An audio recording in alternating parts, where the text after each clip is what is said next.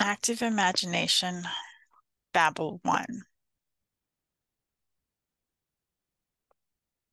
This lunar phase is the new moon. The title is called Forest. In the moon's dark, quiet stage, forest whispers, secrets engage. Shadows dance with ancient trees, nature's lullaby on the breeze.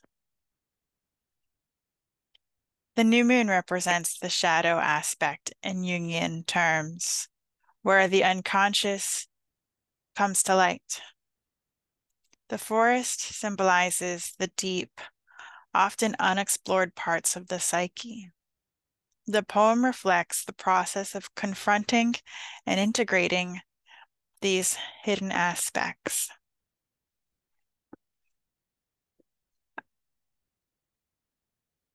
I think it's interesting to lead with the new moon, to lead with the darkest part of the cycle. This idea of showing a child a puzzle and showing them how hard it is, they will try harder at the puzzle when it's their turn. So this is a difficult puzzle, and there's going to be things that you will confront and integrate, and it is shadowy and stuff you might not anticipate.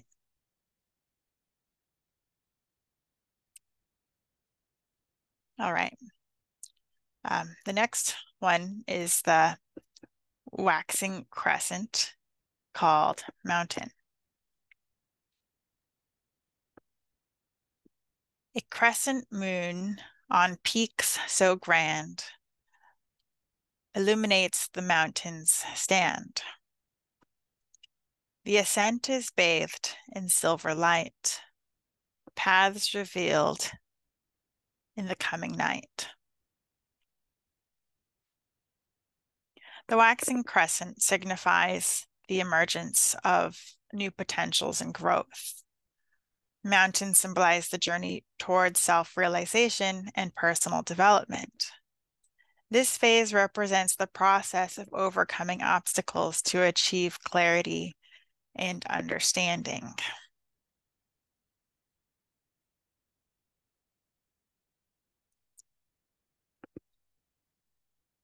I think this is the part that we all really like, actually, the beginning where we feel progress and things are straightforward and easy because we're going from nothing to something, and seeing that change of perspective, the altitude feels like we're getting somewhere. And I think especially like in the beginning, like say the beginning of a weekend where you've just started, it feels like that trajectory or that potential will continue on in that steady increase. And I believe that we can sustain that a lot longer than we think.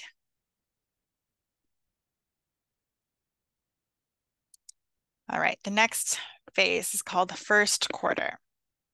It's called beach. As the moon halves the ocean's face, waves caress the sandy space. Tides reflect, the moons divide. Beach and moon in sync abide. The first quarter moon symbolizes decision-making and conflict resolution. The beach tides represent the ebb and flow of emotions and the need to navigate through inner conflicts. This phase emphasizes the balance between opposing forces in the psyche. I think with every journey, with every relating, we have an opportunity to, yeah, face that confrontation. And then in that there's a tension that I would recommend we navigate wisely. So these inner conflicts will be brought up, and this part represents the balance. And I guess there's decision making involved too, as far as just like it's easy to know who you are when things are going well. And what happens when you meet your first obstacle?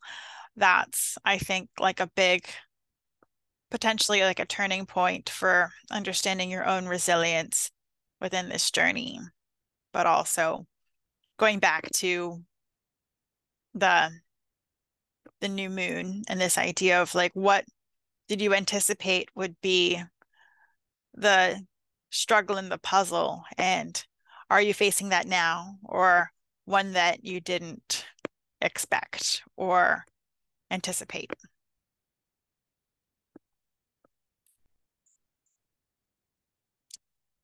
So the next one is called full moon.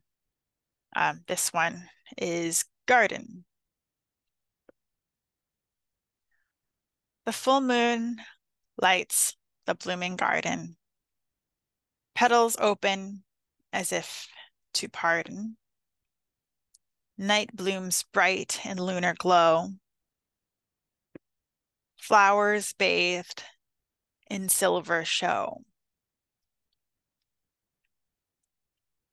The full moon represents the culmination of the individuation process, where the conscious and unconscious mind are harmonized.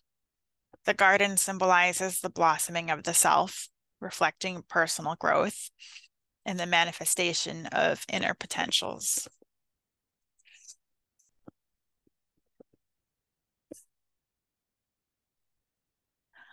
Harmony, I think, is something that is a beautiful thing that happens when you are accepting of the hard parts in the puzzle, and they are empowering you, working with you, and creating this kind of individuation. I think individuation is a very curious thing in the sense that I think that for some of us, we will feel a little bit self-conscious when we see this individuation and we think, wow, that seems very cartoony or exaggerated or distorted. And so the unfamiliarity of the conscious mind is something that I think will take several cycles for you to kind of see it again and again, and maybe in different iterations or formats, but still like you'll begin to see the familiar in that uh, display. And so I think, yeah, the illumination or the display is powerful in the sense that manifesting our visions is something that takes a lot of focus, as well as some kind of freedom, I think, in the sense that um, it's hard to proceed sometimes feeling this outer voice asking questions like, is this real? Or does this make sense? Or is this really you? And I think that outside voices are part of that shadow, part of that conflict of the puzzle. And yeah, harmonizing with those too. So that's really interesting, maybe that this harmony isn't just conscious and unconscious, but imposed as well. So there's maybe at least three voices that are coming together to create these kinds of trichords. All right, and then the last part of today's presentation, I call this, well, it is called waning gibbous, and it is desert. In the waning light of the desert night, cacti cast their shadows slight. Moon's retreat unveils the sand, desert's secrets in moonlight planned. The waning gibbous phase symbolizes reflection and letting go. The desert, with its sparse and often harsh landscape, represents the barren parts of the psyche where transformation occurs.